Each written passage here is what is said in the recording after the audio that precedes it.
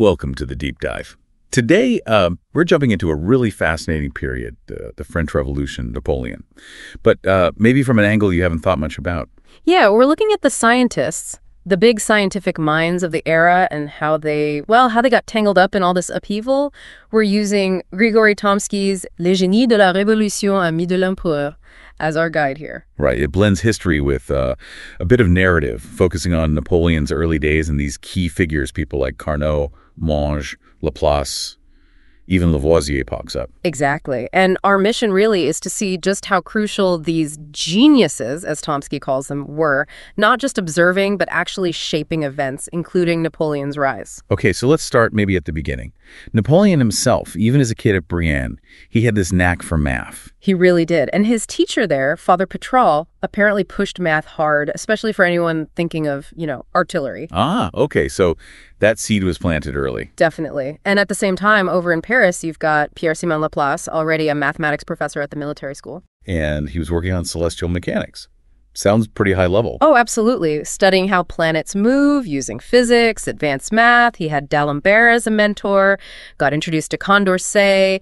He was definitely in the thick of the intellectual scene. And then there's Monge, Gaspard Monge. He was teaching at the engineering school in Lazare. Right. And what's interesting there is that the school was more, shall we say, meritocratic. It wasn't just for nobles. So you get bright people like Lazare Carnot studying under him. Carnot, okay. Ugh.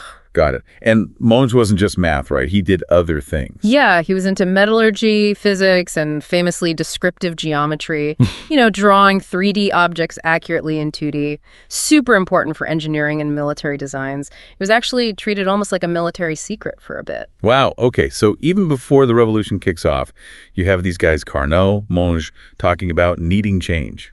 Maybe military reform. It seems so. Discussions about needing, a more modern approach, both societally and militarily. So back to Napoleon.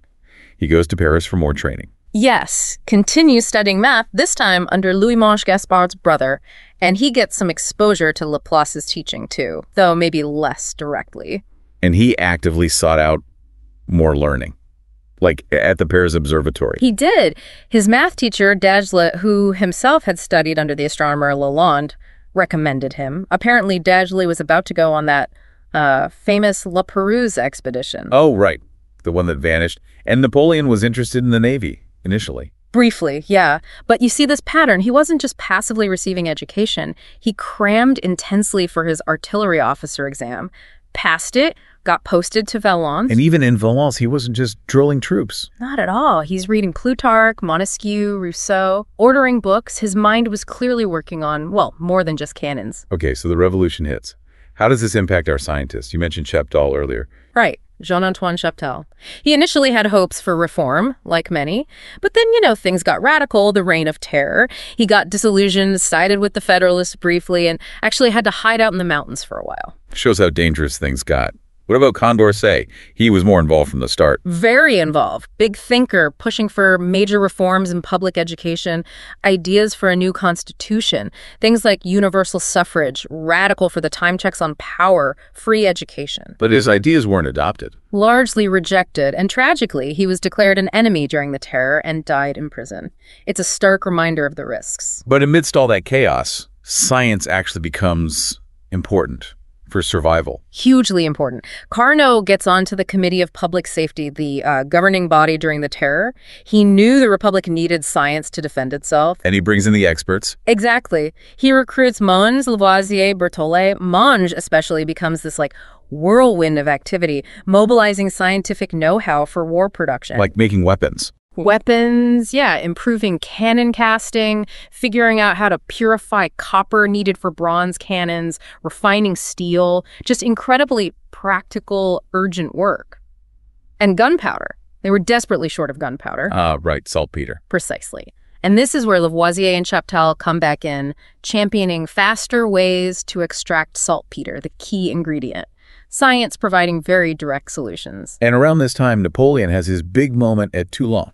Yes, the Siege of Toulon. That's where his artillery expertise really makes a difference. It gets him noticed big time. Yeah. Promoted to brigadier general, his star starts rising rapidly. It's amazing how these things connect. The scientific mobilization, Napoleon's tactical skill. And out of this necessity, this focus on practical science for the nation, comes a major institution, the École Polytechnique. Right. Carnot and Monge were behind that. They were the driving forces, a whole new way of thinking about technical education, training engineers and leaders for the Republic.